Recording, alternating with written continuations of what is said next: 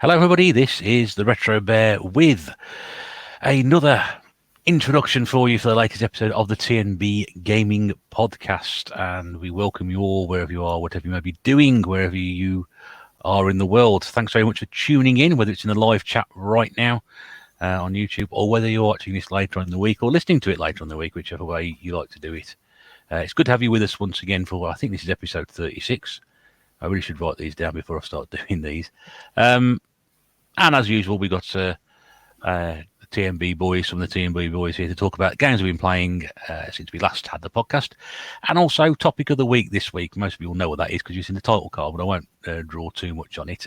Well, actually, it's games beginning with the letter C that we've played and particularly enjoyed. 3 of our own favourites and some honourable mentions as well. For our next episode, which will be episode 37, because 37 comes after 36, we will be interested to hear what you would like us to talk about. So if you are watching us now in the live chat, put any comments down there, topics of discussion you want us to do. If you are watching this, listening on playback, put a comment in the comment section. Any ideas that you may have, we'll obviously collect all the ones we have throughout the week until we get to the next podcast recording, and then we'll pick one at random and we'll dedicate the second half of next podcast to that subject. So get your thinking caps on, folks. We'd really like to see what you come up with. Sensible suggestions, I would say only, please, but now come on, have a bit of fun with it. If you want to be sensible, but if you want a bit of fun with it, that'll be quite good as well. Let's bring in this week's round table of panelists sitting alongside me of sorts. They're slightly different order this week because we've got them all in different orders on StreamYard. So I'll start with our resident first-person shooter expert, who's coming to us, looked like tonight, from someone's shed. It's got some fantastic wallpaper in the background, which we all thought we saw it originally. He was sort of talking to us from a unplastered, unwallpapered building, but no, he's speaking to us from one of the rooms in his house. It's Sean at Retro Games Revive. Hi, Sean. Good evening. How are we doing, mate? I'm all right, thank you. Good. Yeah, that's great wallpaper. That I didn't think it was that effective, to be honest with you. When I see him in the shop, and I think that looks terrible. But now that really did have me fooled earlier. Yeah. It's nice effect. It's nice. It's only on one wall, I should say. It's not on every single wall lit room. Did you run out of paper? No? Yeah, it will be expensive. But what? Yeah, the other 3 walls are actually brick, aren't they? You've just left those as they are. So when you get visitors, you say, "Okay, which one's the real wall then? Which is the real brickwork? Which is the paper?" Good to have you on again, mate. We'll catch up with you shortly. Let's bring in second panelist. Nice to have him back again. This is Rob Gernaldino Plays. Hi, Rob. Hello, Mr. B. You all right? I'm very well, thank you. How are you? Well, I'm still in shock that there isn't actual bricks behind Sean, but I'm good, mate. I see you fell for it as well. You missed that conversation before we came on. Yep, missed that one. I thought, what's he doing? But no, I'm good with it. I'm good. You're good. That's good, and we'll hopefully get a gamer score update as well, because we know we'd like to get those off you when you're on here. But I can certainly provide that. You're sorry? So I can certainly provide that. I'm sure you can do. It's sort of become the fixture now, isn't it? Really. What's your gamer score? But we'll catch up with that in a minute. And finally tonight is the third member this evening, coming to us live from his living room, wearing I thought it was a Rory's War T-shirt, but it's not. It's actually the Kevin Owens show T-shirt, which is done. It's a really out of date WWE shirt. It is. The logo's good, but I recognise the logo. Anyway, you heard the dulcet tones there of Pete Fighter 2. Hi, Pete. How do? All right, how are you doing? Yeah, not too bad. How are you? Yeah, I'm exhausted, to be honest with you. I keep saying all right, but no, I'm exhausted. You're not the only one. I think one of these days someone's going to ask me, how are you? I'm going, I'm bloody knackered, mate. I'm bloody knackered. I can't take it anymore. I'm just going to come out and snap. I'm going to go all Peter Finch in Network. Anyway, there's a reference for you.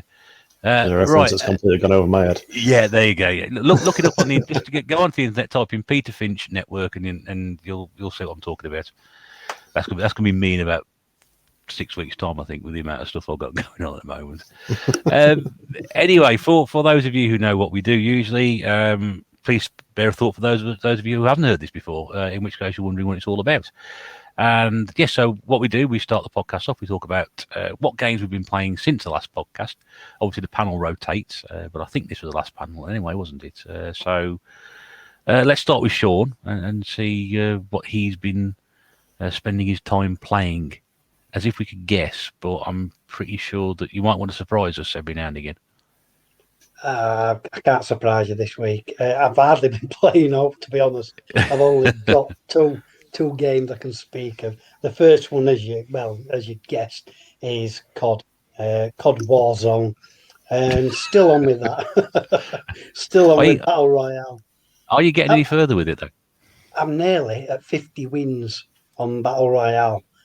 48 I'm on, so I'm getting there. In fact, it was only about an hour ago I had a win, so I'm on 47. It's now up to 48, and that's my milestone, the 50. So I'm trying to get to that, but I don't know. It just seems a lot harder nowadays. Do you win a prize if you get the 50?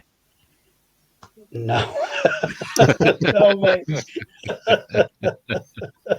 What's some sort of achievement for getting to 50? You should do, yeah. You should do.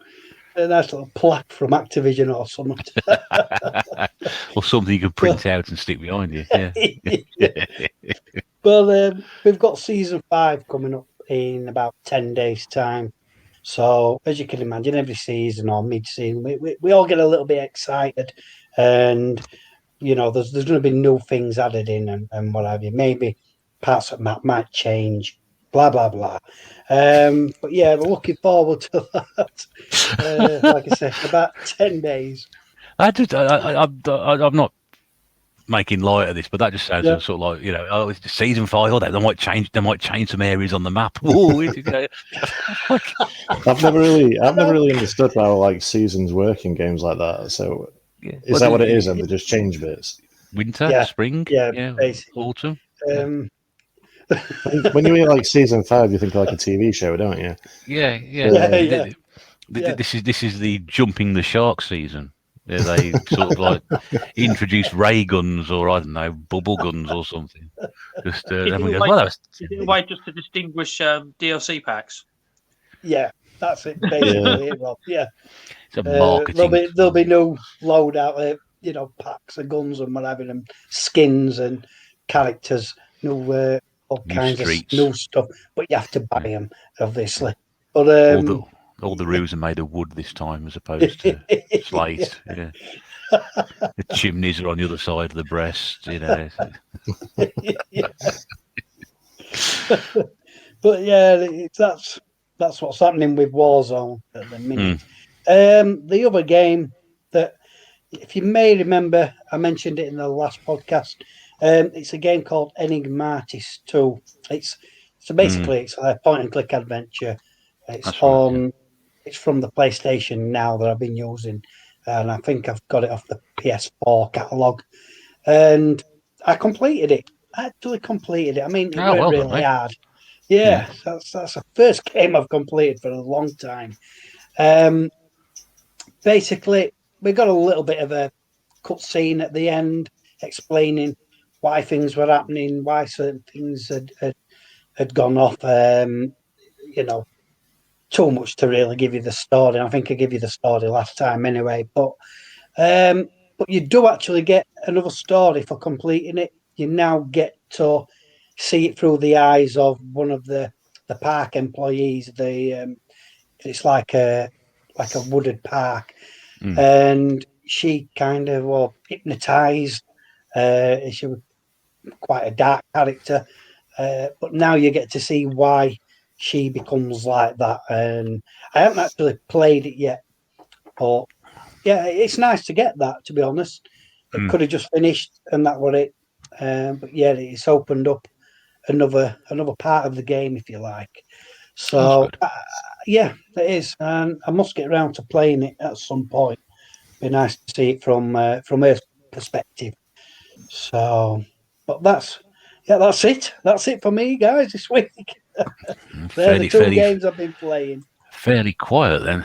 Yeah. I think everywhere's fairly quiet on everything at the moment, whether it's playing games or whatever. I think people are on holiday at the moment, aren't they? I think that's what it is. Yeah. Just I've just been busy with work. Yeah. Well, that's it as well. Yeah. I'm not sure how people being on holiday affects you playing less games. I don't know. That was a really strange link. So it's just one of them the quiet weeks at work where we just know people are on holiday. Yeah. Work isn't coming in as fast as it usually does because people are reporting problems. So they're either off to the seaside or they've gone abroad somewhere where they can go without needing to quarantine when they come back. Rob, what have you been playing of note since we last spoke to you? Well, no, unfortunately, Indie Corner's a bit empty. I've got to be honest with you. I only really played one, and it was. We're going to start that, weren't we, this week? Yeah, in Indie Corner and Commodore Corner and Pete's Evercade Corner. It's probably good you don't start this week. As I say, it's pretty empty because I played one, and it was a rather shocking game, shall we just say? Not a very good one. Called Akinofa or something. It's called. It's a side-scrolling shooter, and it's not good. It's clearly another achievement hunting cash grab, unfortunately. Because you don't need to play a lot of it to get it all, and I have got it all. And I don't want to play more of it anyway. It's awful. Just ignore it if you want a good game and you're not bored about a game to score. But this nicely segues into me playing a game which I got into the Xbox 360 in 2009 when I got it for Christmas, and one of the first things I did, obviously, I've got a couple of physical games, but a couple of digital games. I went straight into the library. I bought Turtles Arcade because I love Turtles, and obviously I'm thinking, right, there's got to be a Street Fighter on there. They had Street Fighter 2 Hyper Fighting on the store, so I bought that, and I played it back then. But two achievements in it were a bit solid, were a bit tough, and Hyper Fighting is just brutal in comparison to the other games, the AI in it is a lot meaner, even on the easiest settings. The two achievements that I was missing was for beating the game without using a continue, which I got close to a couple of times, and to beat the game without losing a round. So I just thought, I saw it sitting there, I thought, I've played it since, 2010, I think I bought it, mid-2010, and I thought, fuck it, well, here we go again. I thought, sorry, I'll go back, and I will play this game. And I will try and get those two achievements. And I probably practiced I call it practice, but I played 3 days solid until I could do it. And I got better and better and further. Balrog was an absolute, because he's on Hyper Fight and he's just relentless. It's literally, there's no gaps between the punches. And once he's in, that's it. It's difficult. But we got it done eventually, and I unlocked the achievement for beating that without losing a round. And this is the difference between that Akinofa game, where obviously there was no reward for it. It was all done in about 15, 20 minutes. When I got that achievement pop for beating the game without losing a round, I jumped up and roared like England had actually won the Euros. Honestly, I was absolutely buzzing. And it was just great to have that feeling again. And if you want the time span of how long I left it before I went back, the last achievement I unlocked before doing that was on the 2nd of June 2010. Christ. So just the 11 year, 1 month and a week gap in between getting the game done. Great to go back and actually finish it. Yeah, that's brilliant. Put a lot of time and effort into it. I mean, someone ballots like Ken, because I was using Bison actually to do it in the end. But Ken was like Dragon Punching the Psycho Crusher, pixel perfect every now and again. And that's insane. That shouldn't happen. That's not possible. And of course, the characters in that have got extra moves. Like Chun-Li's got Kikuokin Fireball, isn't she? And Blanca can uppercut and things like that by rolling upwards. Yeah. Yeah. I'm glad to have that one done. I'm not really a fan of the Hyper Fighting version of the game. I prefer the Championship Edition. Always have done. Probably always will do as well.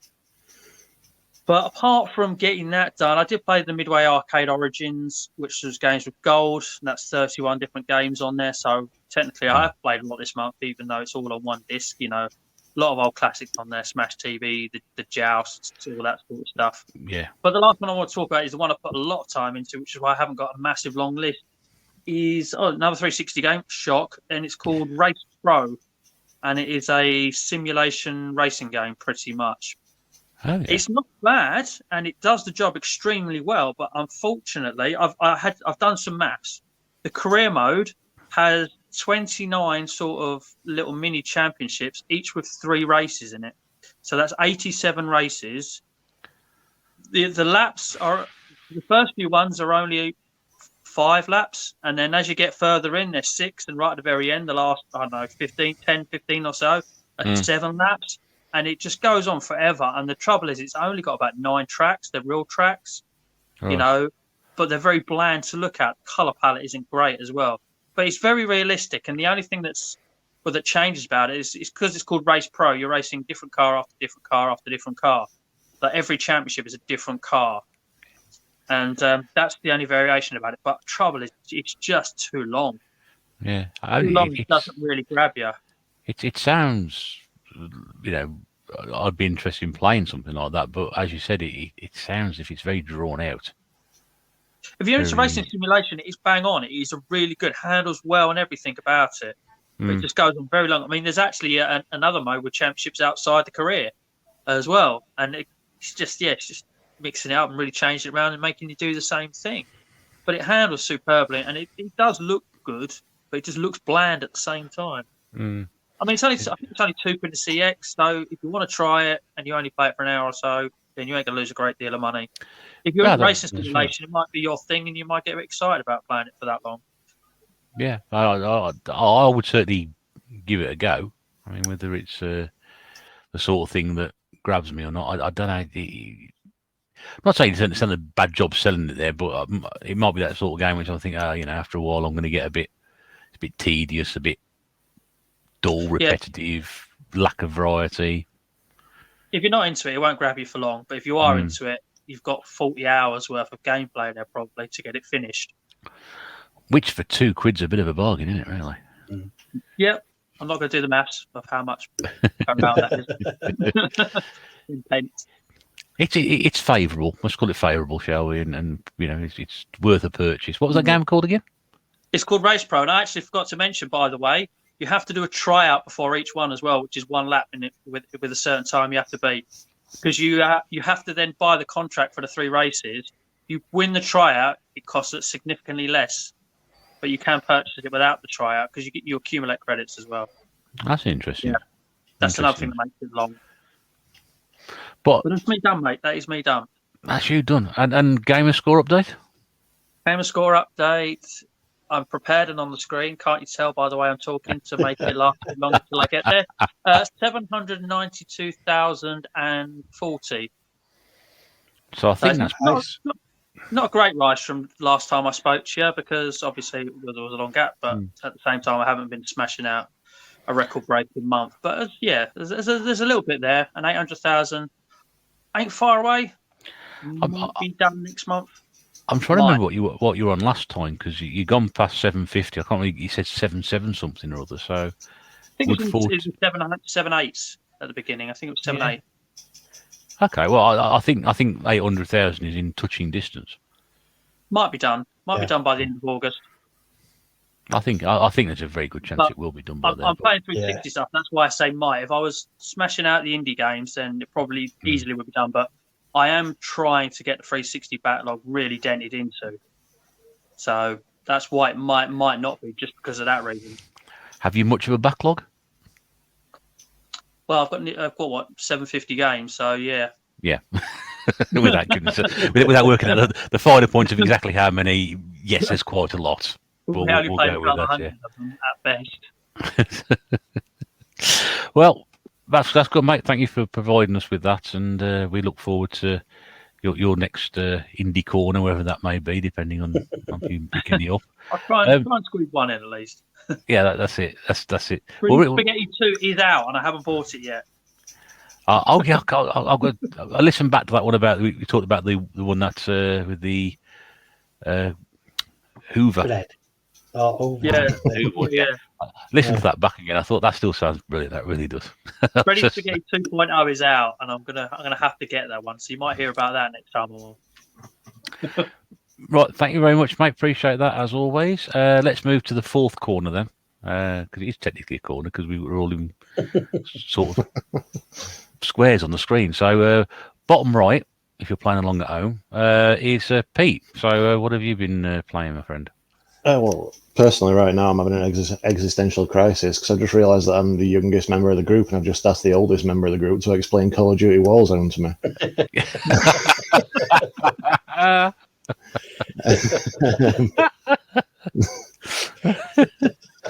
But did he give you an answer there? Well, no, actually. Late to find out. I'm not playing it. That's I refuse.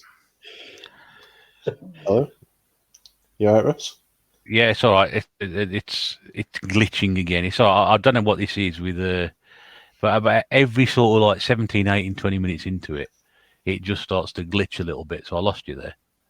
All right. So we did the Call of Duty joke, but that was it. Then when he started talking, and it obviously didn't like what you were trying to say, so it did sort of try to what's the word, censor you. So obviously it's Activision hacking, isn't it? Yeah. What I've been playing. Yeah. Sorry, carry on.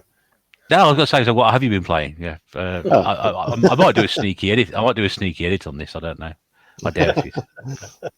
Well, I mentioned last week I was on Tanglewood, and I say last 2 weeks ago, and I was enjoying it, but it didn't really grip me. That ended up getting its hooks right into me. It's one of the better games that I've played in a long time. Finished it, and I don't want to spoil it too much because I don't know if how many people have played it. I know Pete Armour's done a walkthrough video, which can very useful actually, in a couple of bits. But yeah, it's there's a certain bit in it where something happens to like the player character, and it took me by surprise. It was kind of like that moment in Final Fantasy VII when Aerith gets killed. It's I just had to kind of sit back a little bit and just take stock of what happened. But I don't want to spoil too much about it. But yeah, everybody who's got the option to play Tanglewood really should play it. Realised I now own the game 3 times, but because it was the PC version was in a bundle of games I bought not long back. So I'm sure people can get hold of it somewhere. I do fully recommend playing it. Since then, you said you got it on PC, didn't you? Was it that dreadful compilation you got hold of?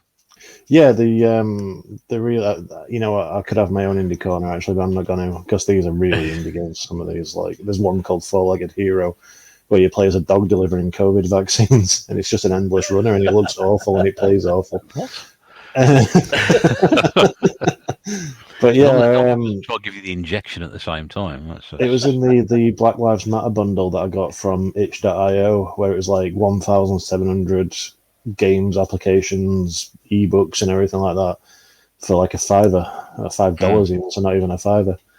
And I was just like sort of going through that. There's some really good shoot 'em ups on there and stuff, but there's some absolute utter dross. But it did actually have both the PC and the Mega Drive like ROMs of Tanglewood on there.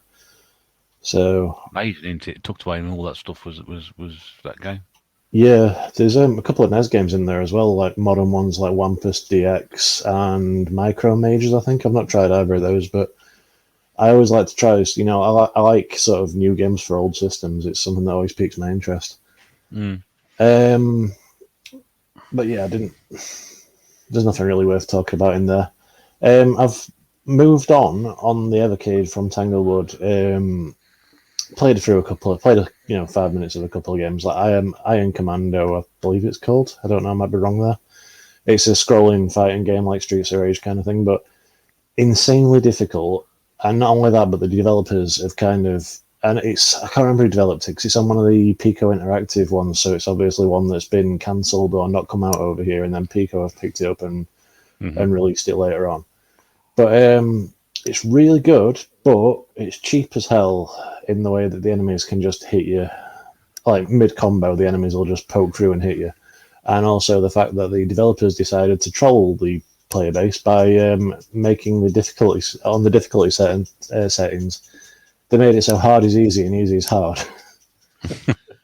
So I went into the settings, set it to easy, and just got my ass kicked. But I googled why is it so hard, and it can't. And that's the reason. Just trolling from the developers. But yeah, I ended up settling on Soccer Kid, the old Amiga game from Ocean, I believe it was it? Yeah. No, Chrysalis. Was it Chrysalis? I think it was. I don't know. I can't remember, but this was on Pico Interactive Collection too. So again, it's another one that's sort of been picked up and re-released by them. And I don't know what I was expecting. I know full well that it wasn't going to be the Amiga version, because they don't do any kind of computer emulation on there. I understand why, because it's hard to, if you've got anything that relies on a keyboard, it's hard to map that to, like, handheld controls. But it was basically re-released. It was a re-released version of the US version, Kid Cleats, on the SNES, which was a notoriously bad version of the game, and is missing a lot of the levels and a lot of the, like, sprites in the levels that remain. So, whereas there's like 28 levels in the original version, there is only maybe 12, I think, in the SNES version. Yeah, essentially, and it doesn't play well, and it was just such a huge disappointment, because it was one of the games that I loved when I was growing up on the Amiga, and just playing through this version of it's just really kind of tarnished it. But like I said, I don't know what I was expecting, because I knew full well that it was going to be like that, and that's the only real. I mean, there's like the 3DO version, there's a CD32 version, which are both better versions. But I knew for a fact it was going to be the SNES or the PlayStation version, and I knew it was going to be bad. But I just didn't want to accept it until I was playing it. But I played through it, and I finished it. I didn't get all the World Cup pieces, because I just couldn't be bothered. But I saw the credits, so that's the main thing. And yeah, after that, I've played a few more arcade games for about 5 minutes at a time, until finally settling on Brawl Brothers, which is the sequel to Rival Turf that I think I was playing it last time we did. That's right, yeah. Yeah, it's I'm on a bit of a Jellicoe kick at the minute. I do love Jellicoe games, especially the brawlers. This one's a little bit more cartoony than Rival Turf. It's got like the Captain America style, Captain America and the Avengers, how you'd like punch them and it'd come up with like crash and boom and stuff while you're hitting them. Yeah. A bit more cartoony. But one of the things that it does say when you hit them is actually nowadays considered a slur.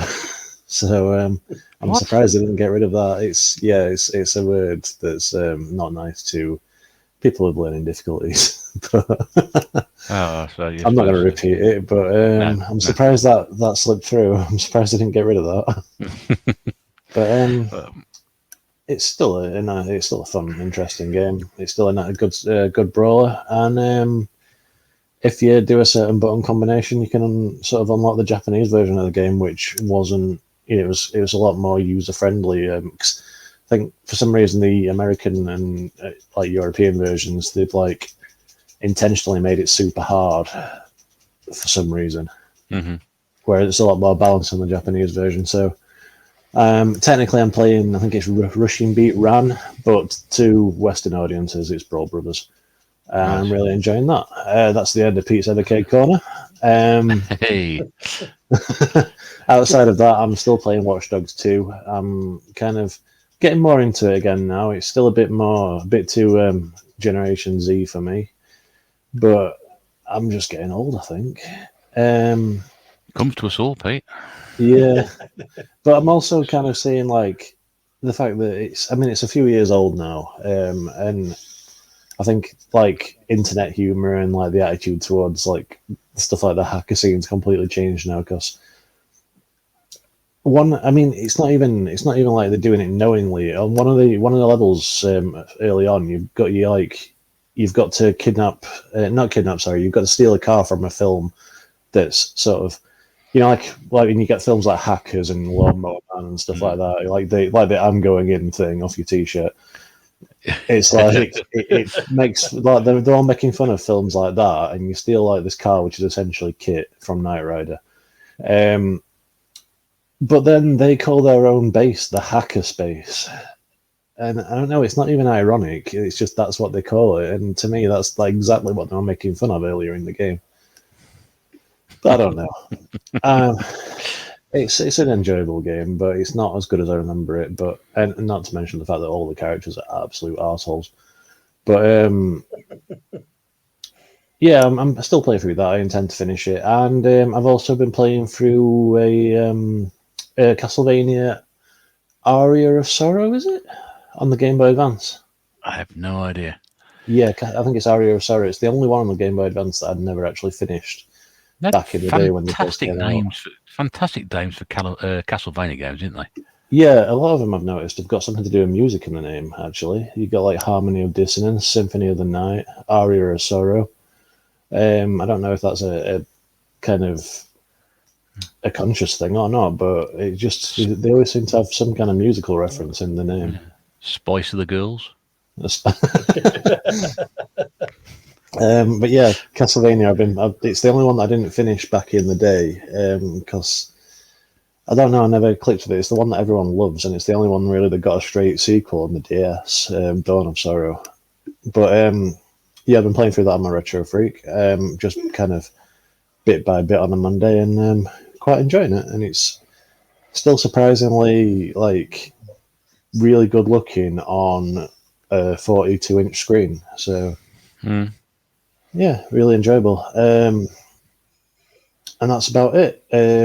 Lastly, really, I've been playing a PC game sort of on and off called Doki Doki Literature Club, which has got nothing to do with Doki Doki Panic. It's like which was Mario 2, was it, in Japan?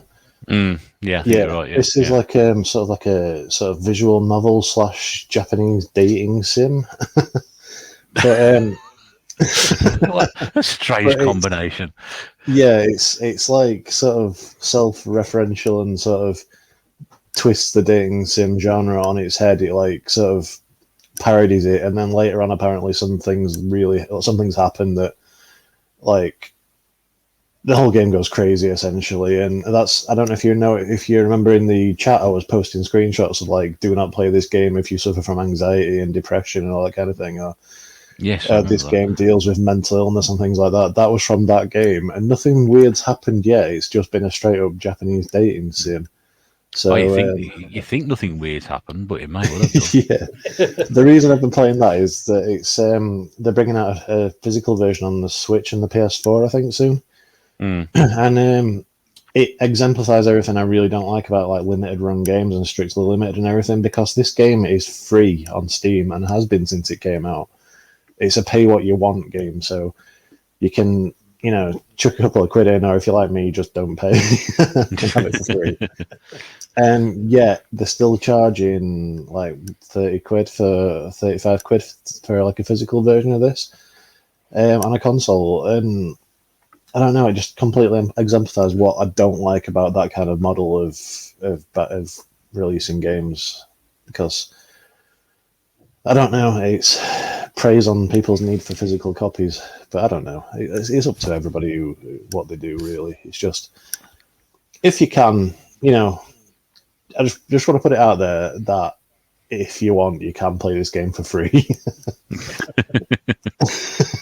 Which might be the better option. Yeah, and pay for it. But saying that, it's been utterly terrible so far, and I can't wait for stuff to... the only reason I'm still playing it is because I've heard the really weird things happen that kind of blow your mind, and it gets really dark. That just keeps you going, doesn't it? Yeah. Dangles a carrot to keep going. So yeah, I'll watch this space for that one, and I'll see what happens. But as someone who does suffer from depression and anxiety, I'm hoping it doesn't mess me up too much. Oh, we'd hope not. We would hope not. We'll see. Be careful with those sort of games. But yeah, I was just thinking we need to make you a jingle for Evercade Corner. Yeah, well, like I said last time, I wrote the REM one in my head, but I don't sing. So I'm not recording it. No, that's okay. That's okay. We'll see if we can get somebody available to sing it, Sunita or somebody like that. Maybe, I don't know. It's Miss Dynamite, she'll do it. You think so? Yeah. She didn't get a gig at Tramlines this year, so she must be looking for work somewhere. I think I know the one. I know the name. I think I know the one you're about. Yeah. That was quite close to your house, wasn't it? You were giving us updates. It was just round the corner. It was weird being serenaded by Sophie Ellis Bextor while on the toilet. Well, as you said at the time, what did you say? That's one scratch one off the bucket list, is what I said. There we go. Yeah. It's not often that happens. Yeah, it's quite good. And then, it was quite close because I think Nath's not here tonight, but he was at a festival. It was at Latitude, wasn't he? I think this week. Yeah, which is not one that I've heard of, but apparently it's quite a big one. Yeah. I don't know. Not been a big festival type of person. I mean, Glastonbury, I used to get quite interested in Glastonbury. Never actually went. I used to go to Leeds every year, but I don't know. I feel like I've said that life's behind me now. It's all done now. Moved on. Yeah. Yeah. Right. Okay. Well, that's thanks for being sort of out with that, Pete, and we look forward to the next instalment when we're on again next time. Very little I've been playing, to be fair. The only game I can remember playing this week has been Thruxton on the Mega Drive. Oh yeah, Thruxton it's called. Yeah, Truxton. Yeah, just because I was. I can't remember what it's called. It could be called. I could have said Trumpton, then it would make absolutely no difference whatsoever. It might be more. It might have been less painful. I don't know. I don't know why I put that game on. Perhaps I was feeling sorry for myself. It's just too hard for the likes of me. I enjoy playing it. Don't get me wrong, but the amount of cheap deaths that kept cropping up every moment. For some reason, I've found the ability to keep moving my ship into the bullets rather than the other direction of avoiding them. But still, I've got some fun with it. Some cracking weapons on that as well. It's been a while since I played the vertical shoot 'em up, and there were some belting weapons on that. So I'm going to go back and play a bit more of that. I think there's a sense of achievement with games like that. If you get a little bit further each time. Yeah. Okay, well, in my case, a tiny bit further each time, but even so, it's still. I was still playing it for an hour. I'm still swearing at it, and even Mrs. Bear on her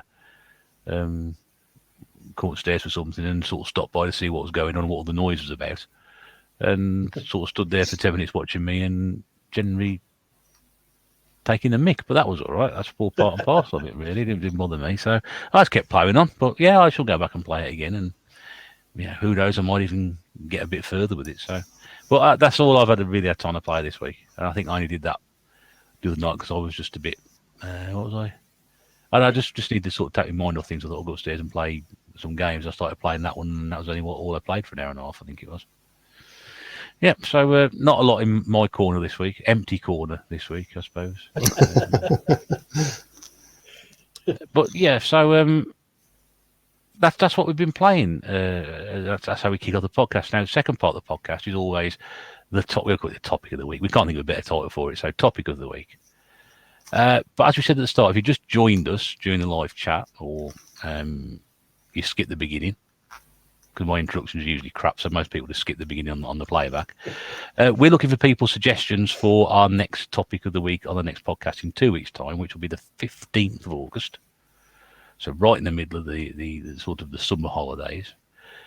And yeah, what would you like us to talk about? I don't even know who'll be on that week. I might not be on that week. I'm usually here anyway, but we don't know which panelists will be in. But if you want to hear us talk about something, any particular subject, any particular sort of games, anything like that, if you're in the chat now, put something in the comment.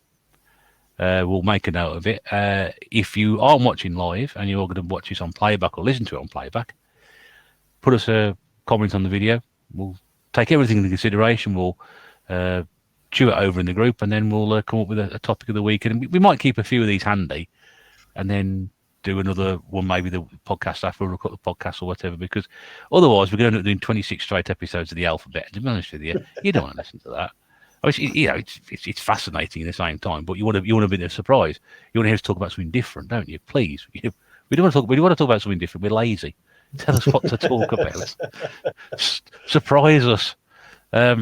So yeah, for the next one, that's the 15th of August. If you can think of anything you want us to hear us waffle on about, comment in below on the live chat, or comment on the video when it goes up to YouTube properly. In the meantime, as predicted, we are going to move on with our alphabet series of games beginning with the letter. This week it's letter C. The premise of this, we're not going to do every single game. We're not going to cover every single game.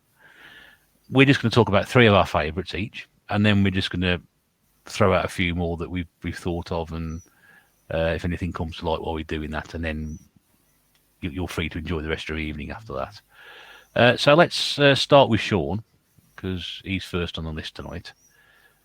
We can pretty much guess with letter C where we're going with this one. Yeah, which one? Yeah, which version is it, Rob? You're absolutely right. Yeah. So we're all hoping he's going to surprise us here and come out with I don't know, another Japanese wrestling game, but no. so go on then, mate. Kick us off with your first one then. I haven't got a Japanese wrestling one, I'm afraid. Oh. I wish I'd have found one though. Champion Wrestler on the PC Engine. There was what on the PC Engine, sorry? Champion Wrestler. It's the only PC Engine game I actually physically own. Oh my gosh, there we go. There was one beginning with, so I've never even heard of that. There you go. Yeah. But that's not my pick. Go on, Sean. Sorry. I've actually changed my mind whilst we've been recording because, I mean, I could go COD, Warzone, COD, well, any COD, but that's too predictable in it. So I've actually changed my mind. Really? Yeah. You So can not battered COD, not battered COD, assaulted COD. Sorry, I couldn't really actually torn between Warzone and Call of Duty. Go on, what's the Japanese one? Rising Sun, that was it. But yeah, that's Medal of Honor, that is. That's Medal of Honor, yeah. Of course it is. It begins with M. Do you know, this is 3 weeks. This is 3 weeks now, and 3 weeks you've cocked up on every single one so far. Alfie the same Monty. I can't remember what it was last week. Was it what was it called? Bomb Jackals? Was it? You're collecting coins. No, that was it. Yeah. What's it called? What was it called? Bomb Jack? You're collecting bombs. And then this week we've now got Medal of Honor. Medal of Honor. Oh my God. Dear me. So it's a good thing I've moved on from COD, isn't it? I'm going to do my first predictable one then. It's got to be the old Crash Bandicoot on the PS1. Good choice. And I've said it before, but I always go with the first installment, the very first game that they released, the original Crash Bandicoot. It's just a great game. It was, when it came out, it was a different platformer, and the way that you're jumping into the screen and moving into the screen, or later levels coming back out of the screen when you're being chased by a boulder. It just I loved it. I thought it was completely different from your usual side-scrolling platformers or single-screen platformers. We've gone into 3D territory with it. It was just brilliant. It's the reason why I love Crash Bandicoot is the character himself. Although he don't speak, I just love his cheekiness, if you like. It just I don't know. It's just what is he? What is marsupial? Is it? That's it's a Bandicoot, but that is classed as a marsupial, isn't it? I'm not going to make another mistake. Same every time. So, yeah, I mean, he beats any Italian plumber, a little blue-head job for me. But I just found it really good, and it does even have the side-on element to platform, so they still did keep that element, for us purists. But yeah, with the added 3D element, it was brilliant. Loved it. So that's my first. Yeah. Yeah, I must be honest. When I first saw it, I thought, looks like a kids game, and then I actually sort of went and bought it and played it, and I thought it's brilliant. It really is. Yeah. It's such a good game, that one. I think they all are. I think that all the original PlayStation 1 to 3, I think, are all pretty solid platforms. Yeah, they are. Yeah. And I know we've talked about the trilogy before now on the re-released trilogy on the Switch and the PlayStation 4, PlayStation 4. feeling a bit off. Yeah. It's a shame, really. It is a shame, but we are sort of like 25 years on from it, and he's still a very recognisable character. You've had a new Crash Team Racing as well, so it was the mascot Sony needed, really, wasn't it? The PlayStation. Yeah. You mentioned the plumber and the hedgehog. Sony needed something like that to sort of nail to the wall and say this is our sort of our mascot, kind of. Yeah. Not really a mascot as such, was it? But it I mean, Talisman. a lot of people related to the PlayStation 1, you know, because of Crash Bandicoot. I can't actually remember why I got the game originally, you know. It was quite a while ago, obviously. I just know that, you know, once I'd got it, I did love it. And like you said, to start with, you know, probably a bit cutesy, but once you get into it, it's not really. I won't put it under a cutesy game, but fantastic. Yeah. Rob, what's your first choice, my friend? Right, well, if I said to you, hey, it's time to make some crazy money. Are you ready? Here we go. You predicted this one. Yes. Barbarian 2. That's the one. Here's war, actually. There it is. No, Crazy Taxi. As I say, my gaming history is steeped in arcade history pretty much from as young as I can remember. And I can just remember seeing this in the arcade and thinking, it looks a lot of fun. It had great music because the music was the kind of music I liked. You know, the original music done by The Offspring and Bad Religion. You know, those tracks are iconically sort of linked to the, not linked, they are linked to the game, associated with the game, aren't they? If you ever hear it outside of the game. But just amazing. It's massive replayability as well, which is again another thing about arcade that always appealed to me. That not every game you liked, but if you did like a game, it had massive replayability, and Crazy Taxi was just one of those that massively had it. I never get bored of that opening sequence, where you pick up your first passenger, go down that sort of double hill, do you? And you take off, and the tips go flying as well in that bit because you get so many crazy throughs, crazy jumps, and all that sort of stuff. And inevitably, the first stop is at the bottom of the hill. And as long as you get the angle right, as in hit it head on, your taxi stops dead when you plough into the building, sort of thing.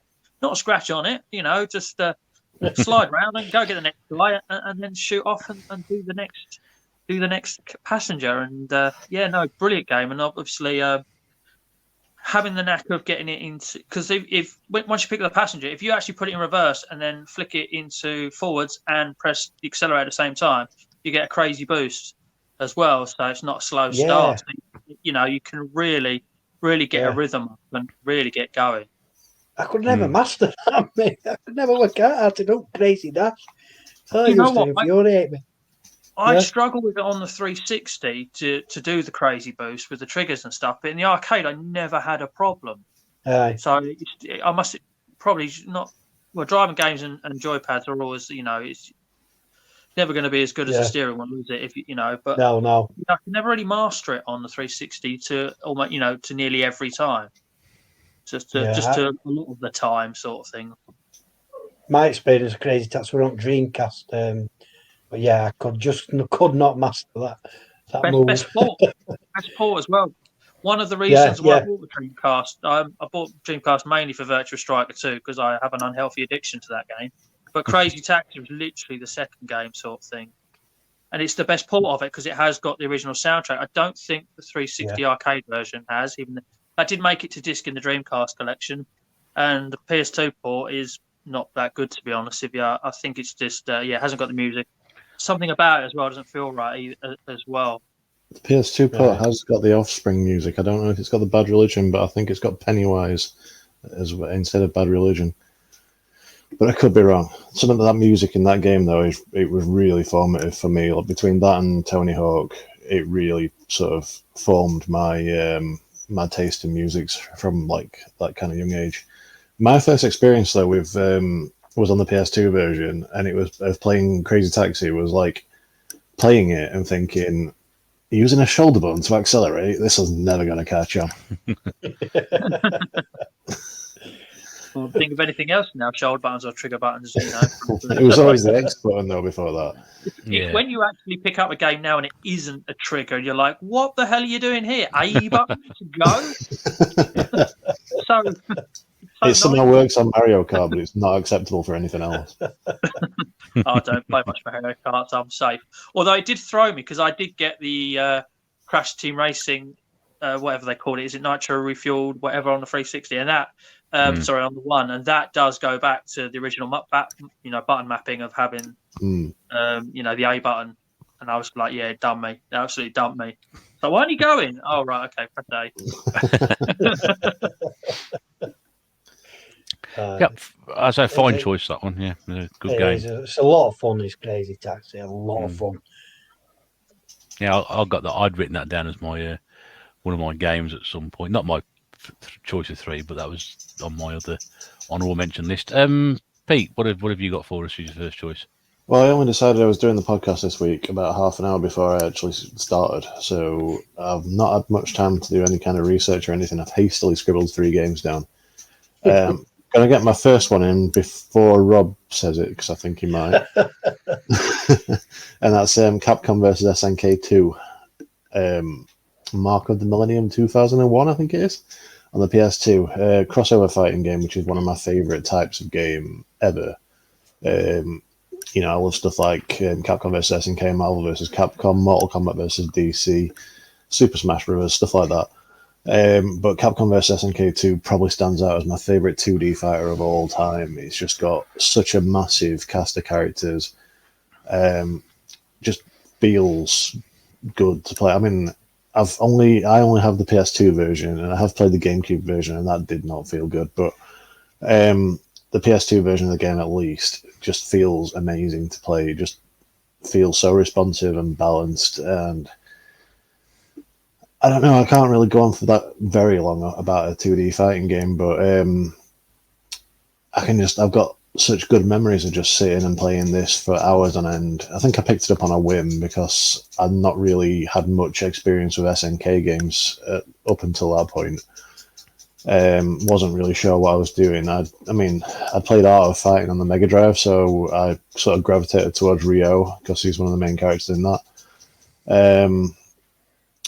But yeah, it kind of opened that door to me to King of Fighters, Fatal Fury, and just brought in all these different series of Samurai Showdown, all these different series of fighting games to come into my world, sort of thing. Because I was really big on fighting games as a teenager. I just never really done anything with SNK, but super huge fan of because of that game of I'm really big into the Fatal Fury series now. I spent 30 quid on a disc only copy of Real Battle Fatal Fury on the PS1 years ago.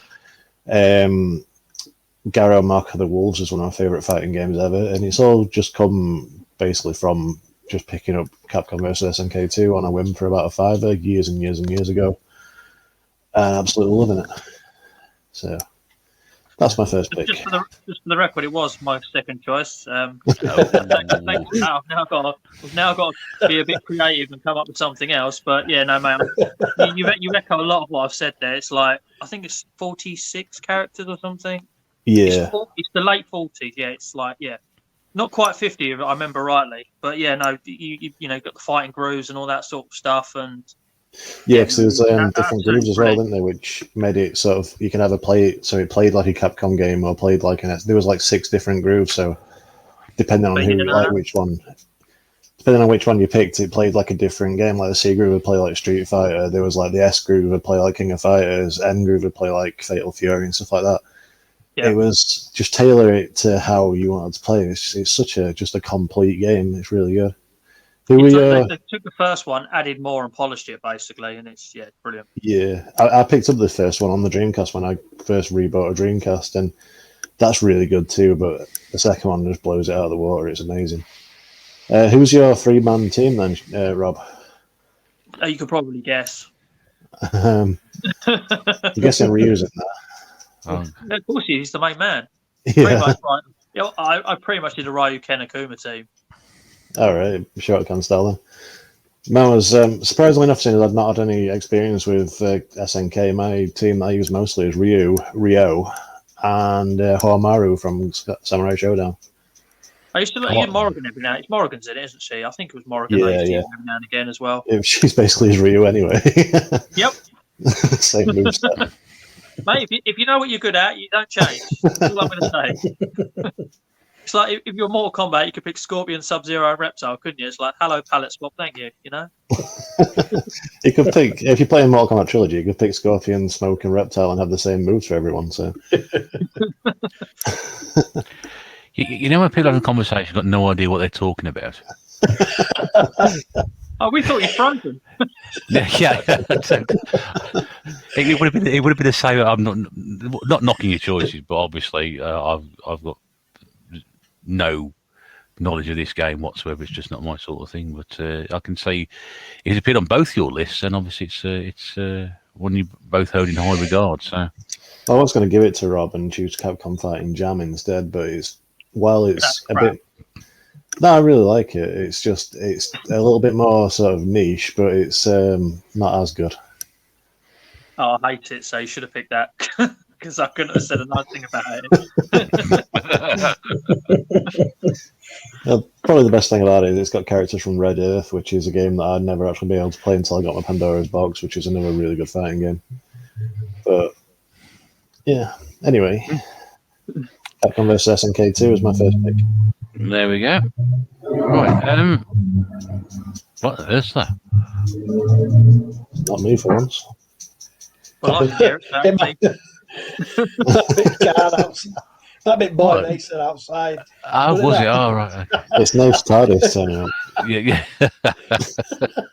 Because you're in that bricked room, aren't you? So Bricked room noise today. amplifying, Yeah. So my first choice is going back a bit. And it's the game I played in the Atari 2600, but I've since played the arcade ROM and realised there's a much bigger game involved. It's Crystal Castles. Now, I'm sure I might remember this one. I think Rob, it might be before your time, but it was an isometric. I've never played it. Yeah, it was an isometric game where you ironically controlling the bear who's running around picking up all the crystals and being avoiding trees and little ghosty marble type things, and it's kind of like isometric Pac-Man, isn't it? Yeah, in a way, and you got bees coming down, and and you're collecting the honey pots, and you just got to clear the screen. But of course, the thing is, the enemies can clear the screen as well. Like they're going over the crystals at the same time, so it's limiting your score, but it's also helping you clear the level at the same time, which is really strange. But it's a strange game. I played it on the Atari 2600, and I struggled with the controls at the time, but I found them better. Then I played the version that's on the PlayStation 2 Atari Anthology, and I really sort of struggled with the joypad on that. And I played another version since then, and I got on a lot better with it. I'm not sure what I played it on, but it might be using the Xbox controller, the Duke. I'm running off my emulator. I might have gotten a lot better with that control on the PlayStation 2 for some reason. But I just love the game. It was just the game that from my childhood that really appealed to me. I'm very pleased I've got it in my collection now. The Retro Kit passed it on to me last year, so I can play it again in its original form, or I can play it off emulation. And it's just something that I can put on for a bit and not get too annoyed if I don't do particularly well, and just keep playing and keep playing. It's just got a little bit of a charm about it. And I think for the 2600, I think it looks some nice graphics on that. Not overly colourful, but the bear is particularly well drawn, and it's a much more pared down version of the arcade game. But I think it's a cracker. So my first choice is Crystal Castles. Sean, what have we got for number 2 for you? Oh, I'm at a right quandary here. I keep changing my mind because. Right, I'm going to go with an 8-bit game, actually. and this really does take me back some years. In fact, the first ever version I ever played on was a BBC Micro, and it's pretty much the only I played it at school, and we used to do computer studies at school, and like I said, they used BBC Micros, and they had one game on the system, and it's Chucky Egg, and it's Yeah, I it's thought such somebody a might mention that. yeah. It's a great game. It's a platforming game, and each level consists of platforms, as you would expect, and you've got 12 eggs to collect to advance on to the next screen.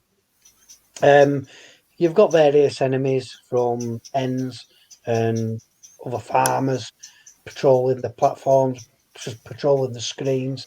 If you touch them, obviously you die. If you fall from a height, you die. But yeah, you've got to traverse the platforms around the screen, collecting these 12 eggs. There is actually always this. It's like is it a goose? Can you remember it, Ross? There's always like a goose in the corner in a cage, isn't there? I must be honest with you. I never played the original, and the only reason I had the sequel was Right. because I had the sequel on the Amiga. The only reason I had that is because there was some porn on it at the same time as well. So everybody wanted a copy of Chucky Egg 2 at school on the Amiga, not because of the game, and they just wanted to watch the porn shots beforehand. Fantastic. Sorry, just that's all I can tell you about that. Yeah. I think the game was less pornographic. I don't know. Yeah. But there's this goose in this cage in the corner of the screen, and every so many screens, I forget how many it is, the level is just you and this goose which has been let loose, and it just follows you around the screen. And again, just the same premise, you've still got to collect your eggs, but this time you've got this goose chasing you. I suppose that's the boss level, if you like. But yeah, I loved it. I mean, I got it. I did play it on the Spectrum. Another brilliant conversion. I'm not sure which. I'm pretty sure BBC Micro version came out first, but the Spectrum version just as good. I did put down the Spectrum version as my choice, but to be honest, the BBC Micro was the first system that I played it on, and what I remembered it by, really. So I'm going to say Chucky Egg on the BBC Micro. Yeah, I think if you talk to anybody about 8-bit computers or Spectrum games from years and years gone by, one of the first games they'll mention, or do you remember Chucky Egg? Everyone says that. Yeah, it's very well. It's very well known. Pete and Rob, have you heard of that one at all? Yes, I actually have history with Chucky Egg, believe it or not. It's one of those rare micro games I know of and have played. Oh, nice one. Obviously, I got into games for the arcade, and then I got a Game Gear, and I actually had that Game Gear. And then we were talking about home consoles, and my dad actually said, "We've actually got a ZX Spectrum in the loft," and he said, "Oh, do you want to give that a go?" And I said, "Well, sorry, why not? Let's give that. Yeah, go on then." Pulled it out. The old tape deck was like nothing I'd ever seen before. I was going to say, even though I was old enough technically to have them when I was young. But yeah, obviously, that's a story for another day. And I said, what are the games? And he got all these games, and he go, no, that one there was my favourite, and it was Chucky Egg. And he put it in, obviously, wait half hour for it to load, whatever it was. And like my sister joined in as well. She had a game on it, and we both played it. And we got hooked on it. We actually got hooked on it. We found it very addictive. So much so that when I got my first phone that could play games that of a certain. And it got to that level, I actually paid 99p for Chucky Egg on one of my old Nokias that could run it, because I remembered it from a kid growing up. So I have actually got experience with that game. Oh, there you go. Yeah. One of the very few micro games I do. I don't remember ever owning it, but it was one my dad used to talk about a lot. He used to go on about Chucky Egg and how great it was, even to the point where he just referred to eggs as Chucky Eggs. Like, if he was having him for dinner, that's what he'd say. He was like, I'm having Chucky Eggs. But Yeah, I don't ever. I mean, we had Spectrums, and my dad would, like, occasionally, because my dad was IT. He was head of IT at school, the school he taught at. He would occasionally bring like a BBC Micro home or something, and I don't ever remember actually experiencing the game on either of those platforms, but I do remember him talking about it. Yeah. So, Yeah, Brilliant. yeah. My dad used to bring a micro home for summer as well, but he'd bring all the educational software with him. well, this is mostly educational, but there was like a few games. There was like Purple People Eaters, I think it was called. Mm. And then there was like another one with a maze of robots in, and it was like they were the only two games on it, but it felt like a treat when I got to play this micro. And my dad's idea of fun, yeah, you're on 6 weeks holiday, here's some educational software. Mind you, I did get to experience Granny's Garden. Everyone talks about Granny's Garden. That was always a good game, good fun, that one, and Mallory Manor as well. And there was a racing game as well. We sort of like a Grand Prix type thing, and you can print all the results and times out of the dot matrix printer. Oh, those were the days. Oh, dot matrix. Dot matrix. God, yeah. Yeah, that takes us back, doesn't it? Yeah. When I first started working in 1997, very, very quickly, we mentioned dot matrix. The pay slips were printed out on the dot matrix computer, on a printer. So it's spooled up and rolled out. Yeah, the old line, old holes down the side of the line of printer. Eye holes. Yeah. Oh dear me, the pain. Right, nice choice there, Sean, and glad to see you got an 8-bit game in there, mate. Rob, what have you got for us for number 2? Right, well, we had Crash Bandicoot earlier, and I must admit, Crash Bandicoot, don't get me wrong, great game, absolutely loved it, and I remember being blown away when the first time I ever saw it, and I thought, the levels where you were running away from the screen was amazing, but running forward to the screen was just like, wow, this is the future, not even garlic bread, but it was the future, and I was just like, this is amazing. But when people talk about the 3D platformers on the PlayStation 1, as much as I loved that game, another one came along and actually became my favourite. And a few people agree, but not many. It's normally Crash or it's Spyro. But do you know where I'm going with this? Anyone? Yeah, I think I do. I hope so, yeah. 4 letters. 4 letters indeed. Yeah. Yes. Legend of the Gobbos. Yeah. The rich man's Mario 64. And I'd sell about 4 games to get that, so that's a bit of an odd statement. But I tell you something about the platform that I found absolutely amazing. Just brilliant. It is awesome. It is. Because to be honest with you, say that I thought, this looks like it's going to be a poor man's Crash. When I first saw it without ever experiencing it, but then obviously I did play it, and I thought this is brilliant, and it hooked me in, and I couldn't stop. The premise was what, go around rescuing the Gobbos. Was it? What was the end? What was the boss called in that thing? The main boss or something? I don't think I ever got to it, so I have no idea. It was a hard game. Hang on a minute. Boxes here. Please out on the box. Where are we? Rescue his peace-loving Gobbo friends from the grasp of the evil magician Baron Dante. So there you go. Dante or Dante, D-A-N-T-E, however you want to say it. Potato tomato sort of thing. But yeah, just amazing little platform. And as I say, of it, can we class it as big 3D platformers on a PlayStation 1? Can we class it as a big one? It was my favourite. Yeah, it's a Crash Spyro Croc. Because it also had a Saturn release, didn't it, as well? I did get a Saturn release. That's I'm right, sure. Yeah, I was going to chime in with that after you finished talking, actually, because it's the fun one. Weren't there 2 Is that the versions one where on the if you load side? it up, his head's missing or something? Yeah. They shipped the wrong version of the game to the printers. So the version of the game they shipped had a load of just assets missing from it, like graphics, like bits of the people's bodies and stuff just missing from the game. You can get around it if you start the Saturn up with the tray open.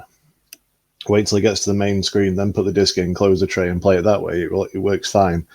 But if you start the console up with the game in it, it just doesn't. You're walking around, you just disembodied eyes on like a body. That could be quite interesting. But the Saturn version also doesn't have as good a soundtrack or anything like that as well. The PlayStation version's where it's at, unfortunately, because I love to champion the Saturn. But it is a good soundtrack. One thing that sticks in my mind with Croc, and I probably want a new mechanic for Croc, but the ice levels where you it's got like that momentum, sliding momentum. Yeah. Found them levels hard. I think the camera always helped with me on that because doesn't it actually stay behind him as well? I always Yeah. It found does, the camera a lot easier because, like with Crash, there was that one level where there's lots of little circular platforms and they're sort of row on row and they're moving different ways, but it's kind of recessed in the background just a little bit, and I found that a little bit tricky, in comparison. Yeah, just because of how it was set.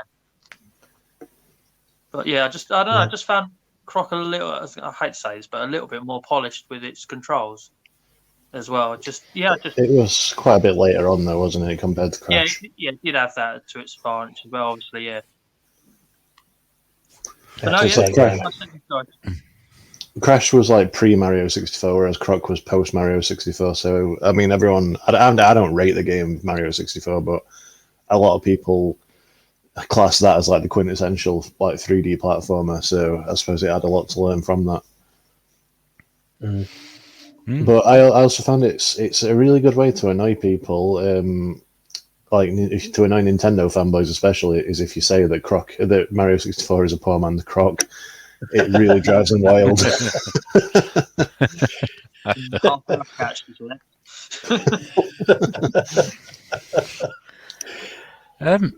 Another interesting choice there. We're getting a little bit of variety. We've got a few platform games in here, but that's because there are good platform games beginning with C on this list, so bound to be up there.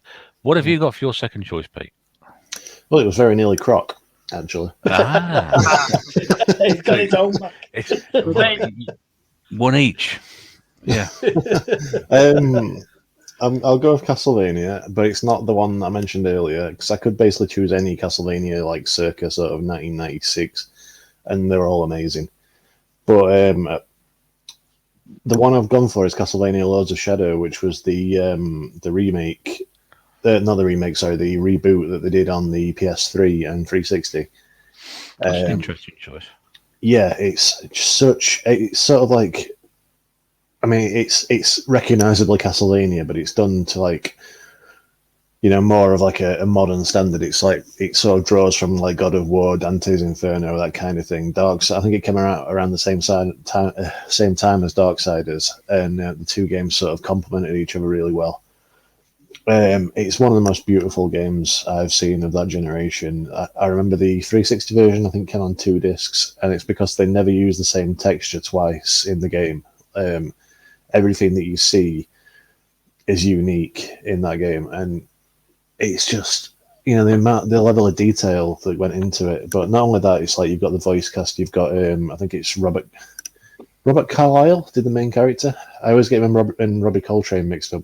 I believe it's Robert Carlyle who did the voice of the main character. Yeah, Robbie Coltrane was not in Trainspotting. Robert Carlyle he's the little guy, isn't he? Robert Carlyle. 28 Days Later. Yeah, that's the one. Big B in Trainspotting. Yeah, he did the voice of the main character, who ends up, spoiler alert, becoming Dracula at the end of it. No. Spoils it now. You were never going to play it. No, I was never going to play it. No, you're right. I was never going to play it. Yeah, it's just the right level of of difficulty, sort of like, it's punishing, but it's rewarding when you do figure it out.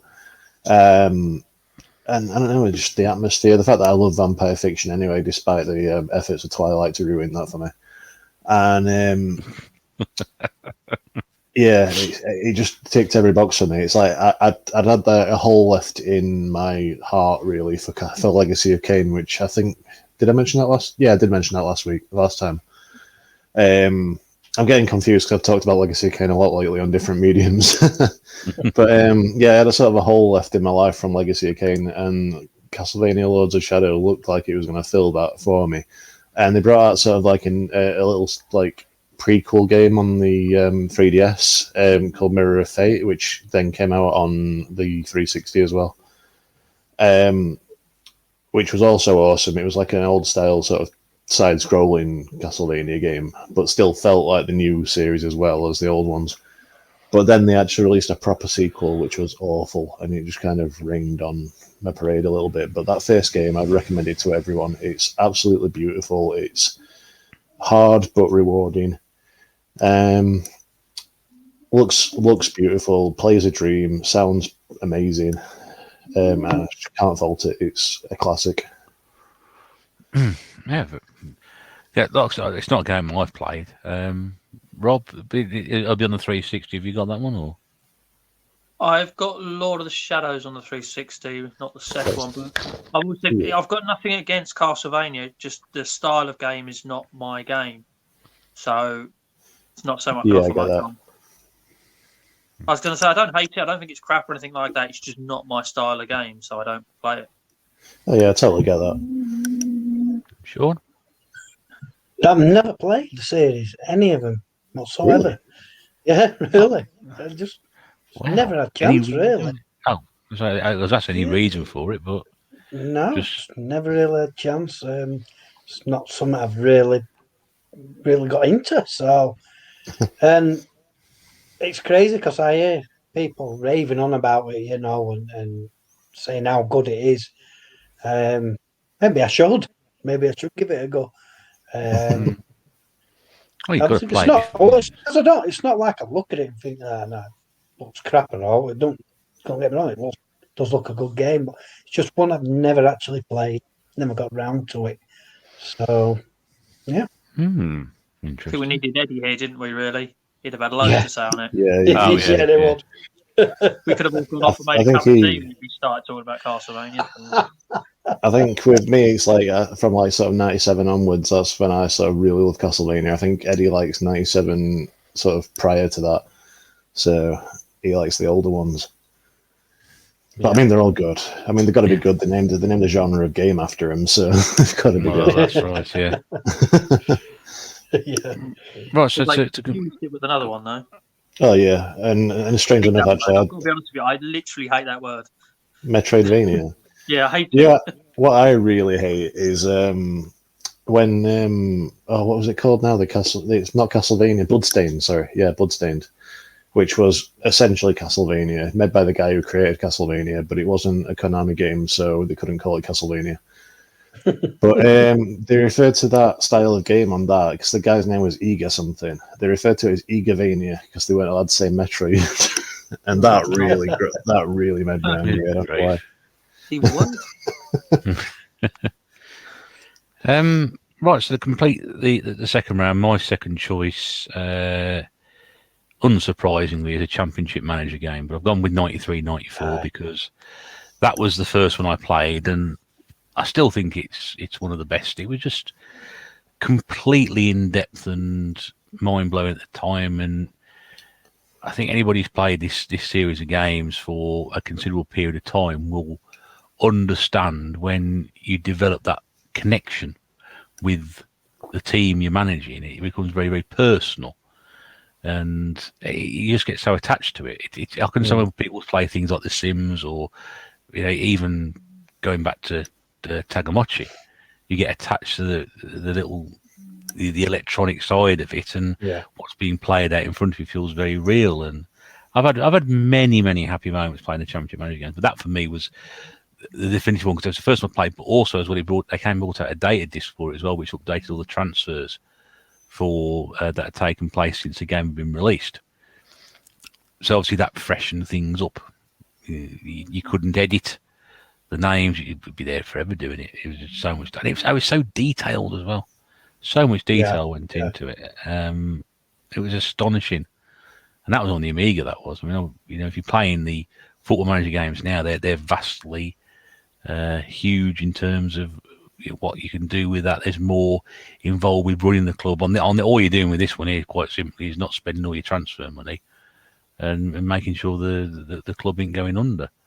But there's also one cheat as well for it.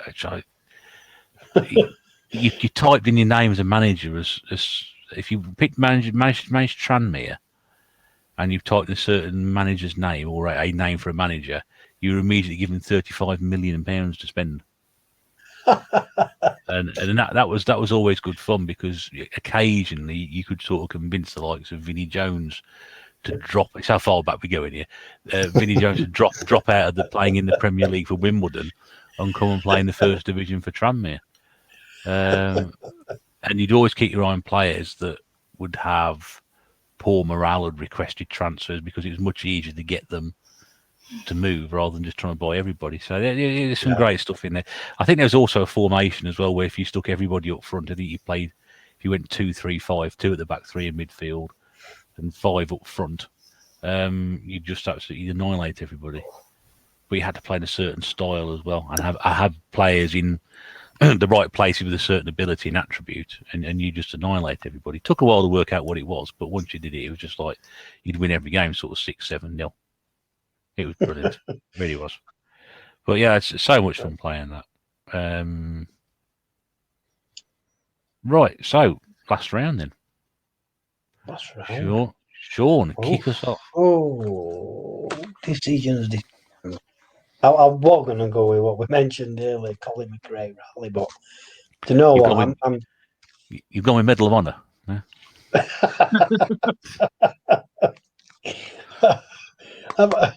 I'm going back 8-bit again, actually, and Commando.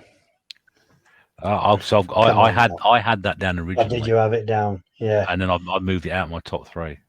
Did you? I've put it into my top 3 because it's just a classic, really. Anybody who don't know Commando, you should do. But if you don't, it's a vertical scrolling shooter. You control this little army guy. You go up the screen, you shoot other soldiers. There's all sorts of stuff there's like cannons in there, like little men with cannons throwing bombs at you. Is there tanks later on? And there may even be yes. Yeah. Or are you thinking of the Ikari Warriors? Oh, I don't know. Yeah. But yeah, I mean, you've got your machine gun. You can also lob bombs yourself, your grenades. But yeah, you just reach the end of the level. Each end of the level, you usually get a gate which opens up, and loads of enemy soldiers come at you. You got to kill them off to advance to the next level. The arcade version is, obviously the best, really. But I'm going off the C64 version, which were quite a really faithful conversion, and the sound, the music, God above, the Sid chip tune is absolutely phenomenal. It's one of the best. It is, isn't it? Yeah, by Rob Hubbard, and yeah, it's just a great game. I played it to death, in both the arcade and the Commodore 64. But it's just a great game, and it holds a lot of memories for me as well, nostalgic memories, particularly when I'm playing on the Commodore 64 more than the arcade, actually. But yeah, I love it. I know a lot of people do as well. It's a classic. I took it out of my top 3 because although the music's fantastic, the conversion is not great on the 64. There's a lot of glitching going on. It doesn't quite feel as polished as it should do. But on the flip side to that, the arcade game is completely different in the music. The Commodore 64 music version sounds completely different to everything else. Yeah. So when you listen to the arcade version, it is a different sound altogether. Yeah, it is. Well, it actually got updated in the last couple of years. Somebody actually tweaked it more. They added the helicopter dropping at the beginning, and they tweaked it, to improve it. It's basically the same game. They haven't completely remade it. They've just made it better. So maybe those bugs that you mentioned have been ironed out since. It's a shame it couldn't have been done that way originally, but yeah, so it might be worth having a look at it on YouTube. You know, the Commando C64 remake. See if those glitches have been taken out, Ross. But Yeah, great game. yeah, it is. It's a classic 80s game, and I think most 64 owners will appreciate the music on that one being one of the best tunes that there is on the system. Full stop. Yeah. Right, Rob, number 3 for you. Sorry. It's ironic. Number 2 is what's caused me the problem here. It's gone, isn't it? But I've got a pool of games, and I've been sort of backwards and forwards between it. And I thought, I nearly picked the Captain America on the 360 because that's a really good game.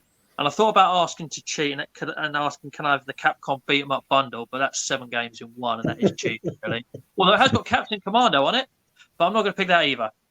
Before you alphabetizing strict people get funny about it, the brand isn't at the front, and it ends in starring. All right, so it's Castle of Illusion starring Mickey Mouse. No, I'd have that under C. Yeah, I'd let that go. Yeah. It's not Disney's Castle of Illusion, yeah, right? And it is starring Mickey Mouse. Okay, but no, the reason why I've gone with this one is it's largely. Don't get me wrong, it's an absolutely belting platformer anyway, beautiful to look at. But it is largely heaped in nostalgia for me because, like I said, the first, home console I ever got was my Game Gear. It pretty much was a home console and a car. But it was the second game for it I ever owned. It was bought for a birthday present. Opened a big present first. It was Game Gear with Sonic. Opened a second present. It was Castle of Illusion, separate sort of thing, But I played and completed Sonic first, as you do. And the second game, Castle of Illusion, which took a bit of time. I was younger then, and it wasn't straightforward. It wasn't done in quick time. But eventually, I did complete it. So it was the second game I ever completed. The first game I ever had fully boxed as well, because Sonic come with the Game Gear, so you only got the sort of the cart with the plastic shroud and the manual in it, no box for it. But no, it is a beautiful game to look at on the Game Gear as well, and it plays beautifully on the Game Gear just as well as it does on the Mega Drive. I can remember again the day I finally beat that was a good day for me as well. It's funny enough, it was the same sort of level of day when I finally found that last Chaos Emerald in the Jungle Zone, which was eluding me flipping age. Ironically, Chaos Emerald begins with C. But Castle of Illusion, absolutely great game. Loved it. I always remember the first level with the spinning tree for some reason. That was the world's most easiest boss to beat. And then, the final level, the amount of times I got to that and then didn't do it. And then, of course, it was the days of, you run out of lives, you run out of continues. Start again, son. There's no saves there. It was a very good day when I finally beat that game. An absolute belter, if you ask me. A must for the Game Gear. Yeah, am I right in saying, Rob, that it controls lovely? The handling of the character is just so smooth. Am I got the right game? Yeah. There's no jankiness in his movement or anything. Yeah. Responsive. Yeah, no, absolutely beautiful game. Great platform. The animation's fantastic on it. It will be, that's what I mean about beautiful to look at, mate. Yeah. Beautiful. Yeah, good choice. Right, so I had that on my list again. I was umming and ahhing about that one, but Blame Pete. I had that picked out for Russ as well. I thought that might be on your list. No. I may have probably gone with I got the Master System version written down because I probably played that more than the Mega Drive one, but I have fond memories of the Mega Drive one when I did play it. But makes a difference. It's not my top 3 anyway. So, go on then, Pete. What you got to finish your 3 off? This one I'm sure not many people will have got because it wasn't a very sort of big game. It's a racing game on the PS1 called Circuit Breakers. I don't think I've heard of it. Yeah, a lot of people have heard of it but not actually played it. But it's one that I'm sort of always on the lookout for when I'm out, and I never see it. But it's essentially it's basically like Rob talked about Blur on the last episode about it being sort of Mario Kart but with real cars. This was kind of like that, but Micro Machines instead of Mario Kart. So it played a lot like Micro Machines, but it was like instead of being toy cars, you were actually supposed to be proper cars but you had all the weapons and the power ups, and it was had like the top down view and everything. And just it wasn't as good as Micro Machines V3 by a long way, but back in the day we used to, like me and my friends always used to get together, and if we were at one of his friends' house, we'd play like N64 games and stuff, but most of us had PlayStations, and I had the multi-tap. So quite often we'd, get together and just sit and play a bunch of circuit breakers, like 4 or 5 player. And it just holds a lot of really good memories for me, and it's like I said, it's a game that I've been really trying to find again, and I don't even know if it's really rare. I just never see it. But it is definitely one that I would love to own again at some point, just for the memories. I'd probably hate it if I ever played it again. But I've never heard it, never played it. No, I wanted to say it was Codemasters, but that was Micro Machines, wasn't it? It wasn't Codemasters. Yeah. But yeah, I don't know. It took. It's harder than Micro Machines, and I remember it taking me a lot of time to actually get into it and enjoy it. But once I did, I loved it. But it just seems to have, slipped down the back of the sofa. That is the gaming world. Yeah, not a lot of people have played it.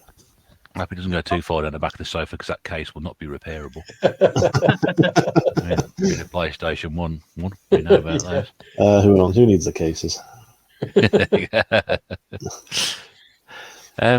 Rob, Sean, any members of that one at all? I'll join the I've heard of it but not played it club. Yeah, same here. If anybody's played it or even heard about it, let us know in the comments below, or the chat if you are there now. So to round off all our personal selections, my third choice, another bizarre one. We are staying with PlayStation 1 today. This one. It's a game called Chase the Express. I heard of that. I've not played it. It went platinum, so it must have been a good game.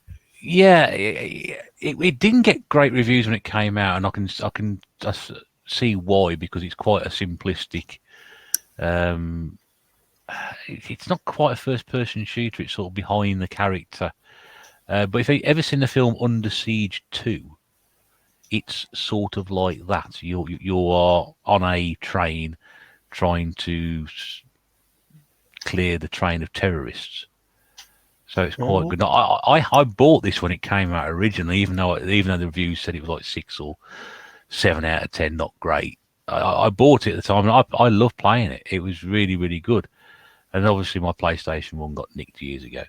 And I was very lucky last year. I think it was last year. Yes, it might have been last year. Darth Steve, who pops up occasionally on YouTube, sent me some stuff, and in there was a copy of Chase Express, which was just fantastic. And I really like it. Like I said, it's not groundbreaking. It's not a game most people have heard of, but as Rob said, it must have sold really well because it got a platinum release. Yeah, but so did 007 Racing, you know what I mean? Well, yeah, but 007 Racing would have been sold on the name of 007. This one was true, slightly different, I've always said that, yeah. Also, the fact as well, if you didn't know what the game was, you'd have thought you'd be running around after trains, but you're not. It's a train spotting game. Yeah, train spotting game. Yeah, yes. Just staying in the station with a notepad. Yeah, yes, and you have to cycle to the next station before the train gets there. Yeah, that's a good one. That There's a game there somewhere, but it's just a good little game. It appealed to me, and I really enjoyed playing it. And I don't begrudge that going on my top 3 list. Like I said, it's my my top 3 games beginning with C. I've got others that are written down here which are great games, but for me that one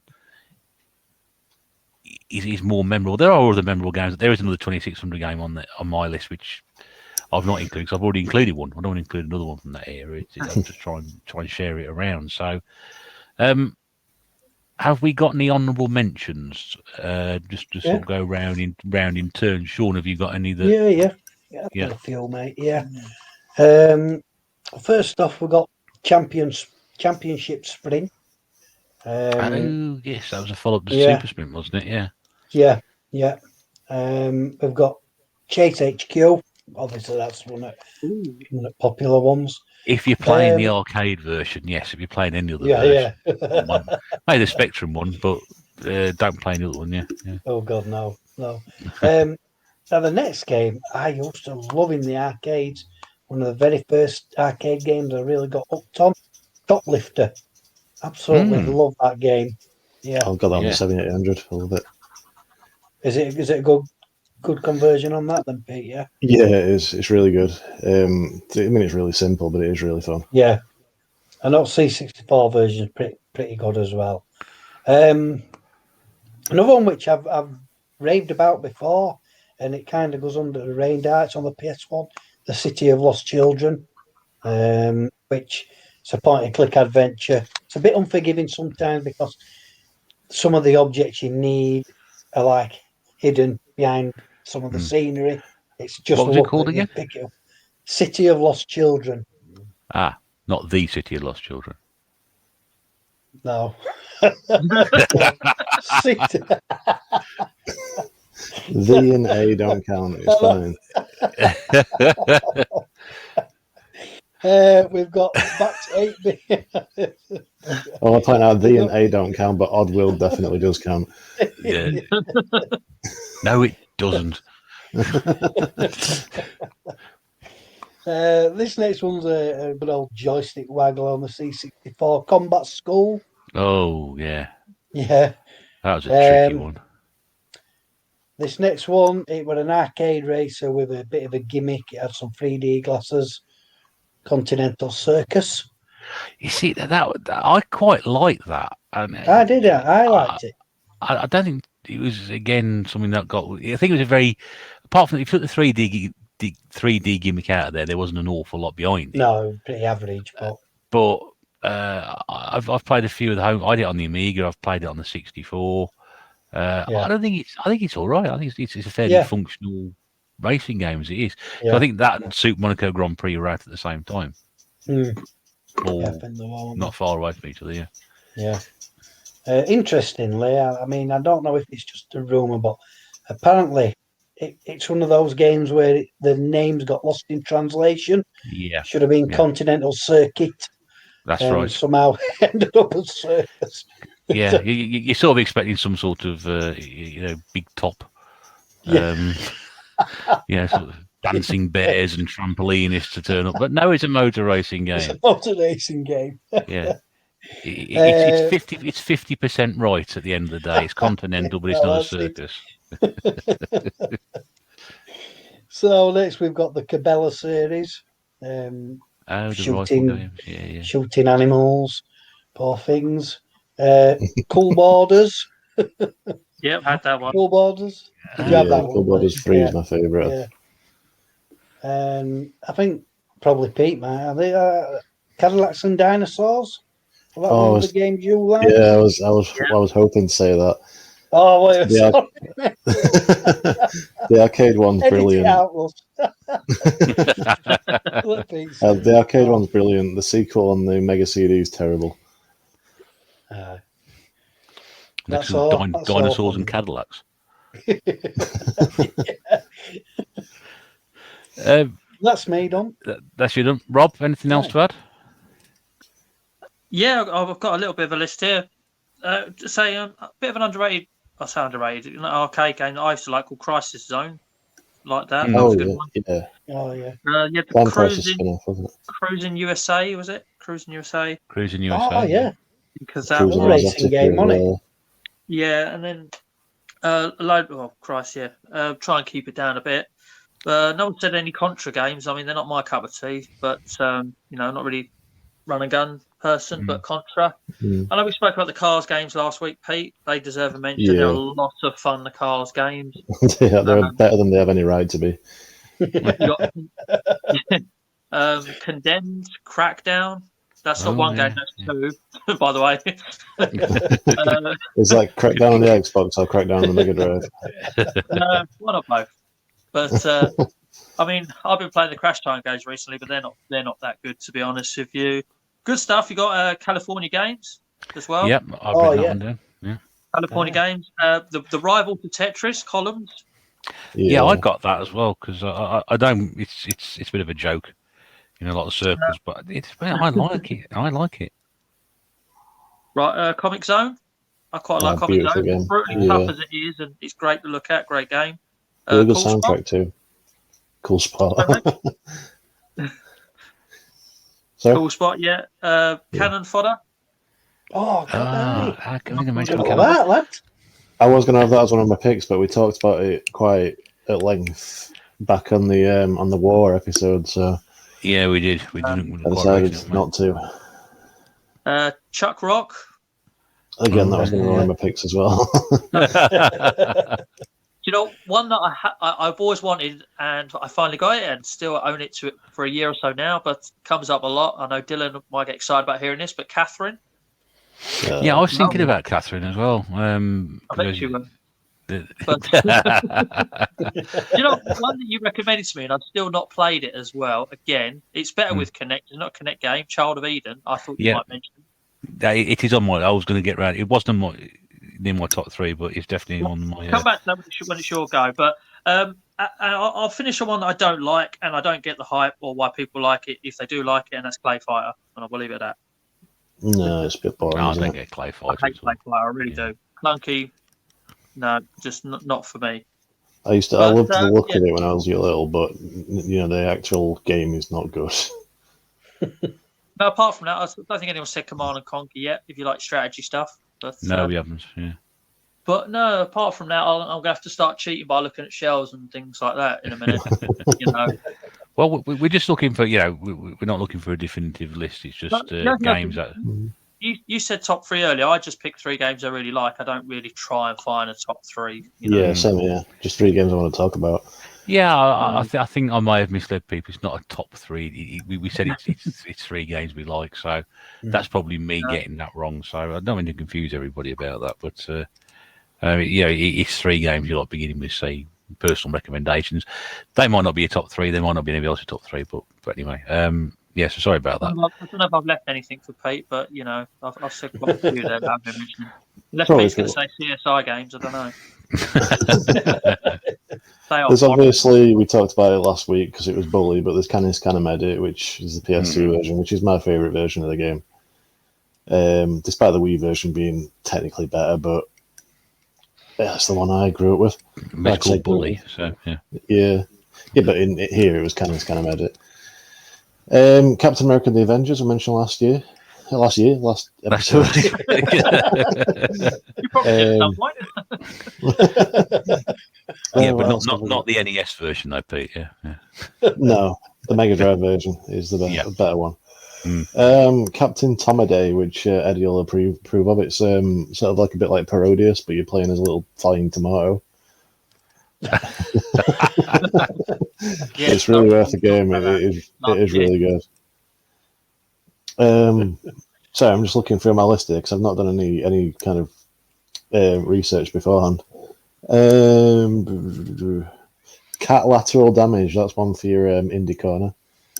You're playing as a cat, and you've got a certain amount of time before your owners get home to just destroy as much as you can in the house. I love that. That's brilliant.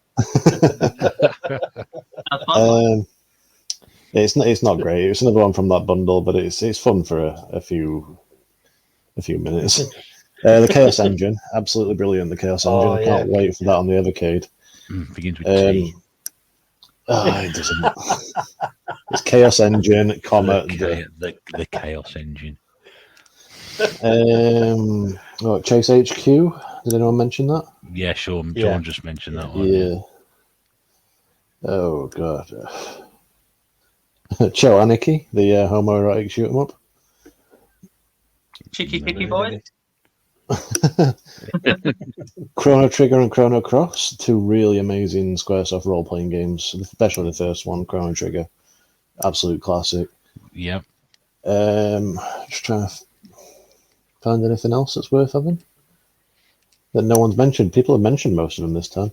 Yeah, it's probably been the most crossed over episode we've done so far. Yeah. I feel like there's loads of games beginning with the word cyber, and I just can't think of any. I'm through to Contra now. I think Cotton, that's another good shoot 'em up game. Nate will appreciate that I mentioned that because he loves that game. It's like it's sort of a cute one where you're like a witch on a broomstick. It's really good. I've seen that, yeah. And Crisis, Crystal Kingdom Dizzy, Curse of Monkey Island, the third one in the series, really good. Yeah. Okay, Cyber. We've got Cyber Shinobi, Cyberbots, Full Metal Madness, Cybernoid, the trilogy, some Cyber Tiger. Cybernoid 2's got some fantastic music on it. Yeah, I think that's actually the C64 version. Yeah, absolutely brilliant piece of music to Cybernoid 2. Cyberball. The American, Cyberball, yeah. Yeah, the American football robots. I think with Crime Killer on the PS1. Crime Killer, yeah, that's really good. Really sort of smooth, like it was like 60 frames per second or something on the PS1, which was a very rare occurrence. But yeah, I think we've pretty much covered most of what's notable in the scene. I've only got 5 more to add myself, and then we'll wrap it up. We mentioned it, but we got Colin McRae series, Crash Team Racing, which I had that on the PlayStation when it first came out. I thought that was better than Mario Kart at the time. Definitely up there. Yeah, I think it is. The 12600 game I wanted to mention was Combat, because you see it everywhere. It's a very common kart, but it was a kart that got bundled with the 2600. It was sort of, I remember, and you got tank pong and shooting. You got piloting planes and stealth fighters, and it was just good fun. And on my introduction to video games, really, staying with the 2600, but this is probably more the arcade version, Centipede. Oh yeah. Which, never got on with Centipede or Millipede. Really never. I must be honest. I played Centipede a few months ago again on the Atari Anthology. I was there for ages, and I was getting better and better at it. I thought, this is really, really good. So I enjoyed that. I would have mentioned Child of Eden. Rob's already mentioned it, but I just love that game. For a game which is like 50 flipping pence at CEX, or was 50 pence at CEX. It's just so much fun. Just so much fun. And it's got a wonderful, surreal how to describe it, cinematic start to it. It's just really, really strange. And it's got a nice boppy soundtrack to go with it as well. It's really, really good. I do have it, but I don't have a Kinect, so I have no idea what it is. Sorry? It is still 50p. Still 50p. No excuses, people. No excuses. If you've got a Kinect, you should have a copy of it. If you haven't got a copy of it, go and buy a Kinect. And that. It's only better with Kinect, so you can play it without. I don't know how much it adds to the experience, but I've only played it with Kinect, so I had no idea you could play it without. I might actually have a go at that thing. So I picked it up from a flea market just because it was like 50p and I'd not got it. But I assumed you needed Kinect, so I've never actually tried to play it and don't really know anything about it. So it is worth it. Should be in a green case and just have the banner at the top on the front saying it was, but I just assumed it's even got better with Kinect on it, you know. Yeah, I just assumed that they'd put the wrong, put it in a replacement case because a lot of them were battered at that flea market. And the last one I'm going to mention is a game called Cabal. Oh, Cabal, yeah.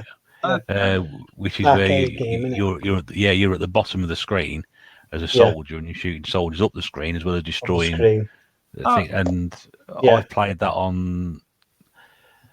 I remember seeing it was coming out as an arcade. I never seen it in the arcade. I never played it in the arcade, but obviously there was the big promotion for it coming to the home systems, outlets, and all the magazines.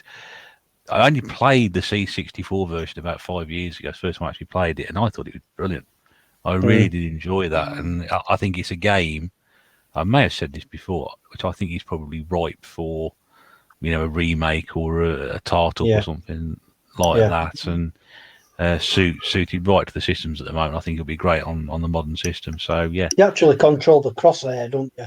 That's it. So it's quite. I saw another game the other day which is very, very similar to it, but not quite.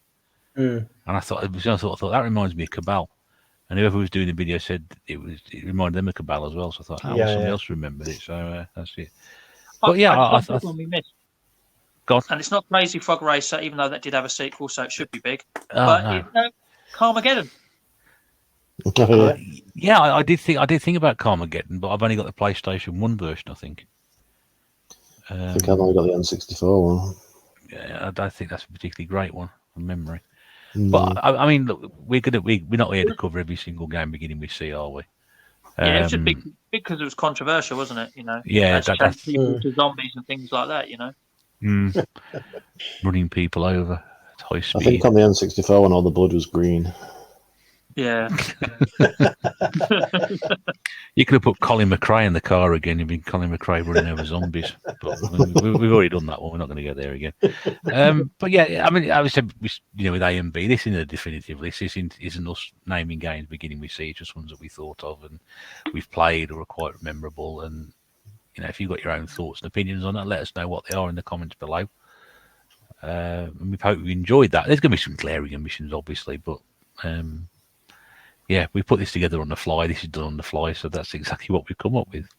There's always one or two we missed. How did we miss that? Anyway. But yeah, that was good fun, guys. Thank you very much indeed for giving up your time once again to come on and talk about those. Now, as I said twice during this, and I'll say it again before we finish, the next podcast we're going to do, we're trying not to do letter D, or just throw you out and do F instead and miss the other ones out. We'd like your opinions on what you'd like us to talk about. What would you like us to hear us discuss? So if you're in the live chat at the moment, you want to put a comment in there, a question in there, or some thoughts and ideas, please feel free to do so. Likewise, if you are listening to this, watching this afterwards, after the event, if you could put a comment in the description, put a comment in the video and tell us what you'd like us to do. Sorry, I'm exhausted. I'm fighting tiredness at the moment, so I'm doing around. But yeah, put a comment in there, put a question in there, subject you'd like us to discuss.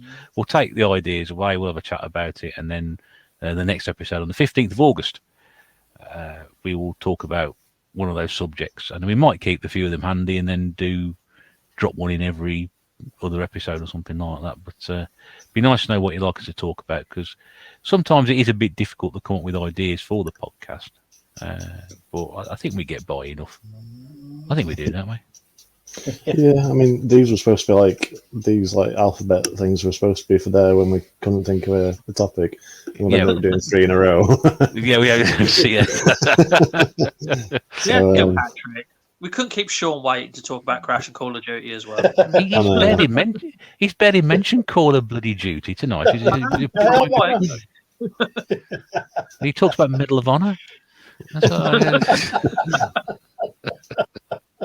Tune in next time for what mistake Sean's going to make next time. No,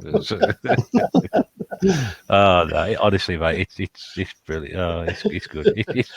It's so good having you all do this as well. I know we've all had ups and downs over the last 12 months or so, and we struggling to get Eddie on at the moment. Anybody wonder what's happened to Eddie? It's just his working patterns have changed, and we're struggling to get him into the recording, because when we're available to record it, he's not.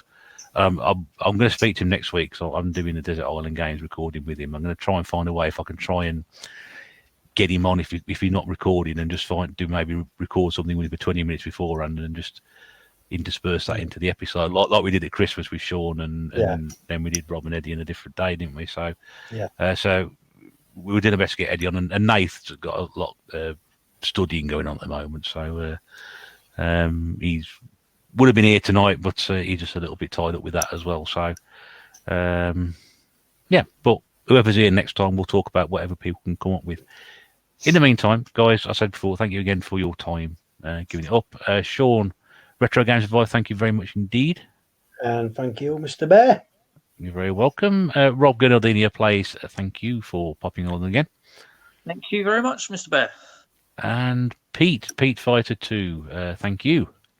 Thanks for having us. Stepping in at the last moment as well. You were in and then you were out. And then you were in again. Yeah, I wasn't feeling it, but then tonight I thought, I need a chat. Yeah, there we go. Sometimes it's good for the soul to come on and do this, even if it's if you're just talking rubbish with the rest of us. In the meantime, before I literally pass out through tiredness, I'm going to have to sit up here again because it's this is the Retro Bear saying thank you very much indeed for the pleasure of your company for this podcast. It's episode number 36. We'll see you again very, very soon. But on behalf of the tNb, everybody here, we wish you well, and we'll speak to you again very soon. But until then, do take care, and it's bye for now.